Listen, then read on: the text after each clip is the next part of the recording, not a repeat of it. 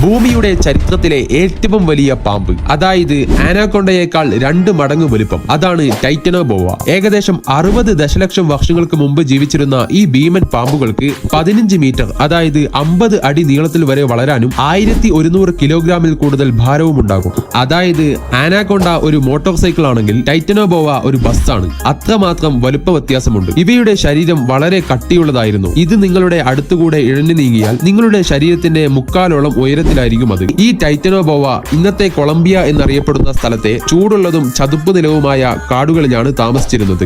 ഭീമാകാരമായ മത്സ്യങ്ങളെയും മുതലകളെയും വേട്ടയാടി നദികളെ ഭരിച്ചു. ഇവയ്ക്ക് അതിജീവിക്കാൻ ചൂടുള്ള കാലാവസ്ഥ അത്യാവശ്യമായിരുന്നു. ഏകദേശം 32 ഡിഗ്രി സെൽഷ്യസ് വേണമെന്നാണ് സയന്റിസ്റ്റുകൾ വിശ്വസിക്കുന്നത്. ഇത് കാരണം ഭൂമി തണുത്തപ്പോൾ ഇവ അപ്രത്യക്ഷമായി. 2009 കൊളംബിയയിലെ കൽക്കരി ഖനിയിൽ നിന്നാണ് ഇവയുടെ ആദ്യത്തെ ഫോസിലുകൾ കണ്ടെത്തിയത്. ഇന്ന് ഇവ ഉണ്ടായിരുന്നെങ്കിൽ എന്തായിരിക്കും ഭൂമിയുടെ അവസ്ഥ? നിങ്ങളുടെ അഭിപ്രായങ്ങൾ കമന്റ് ചെയ്യൂ.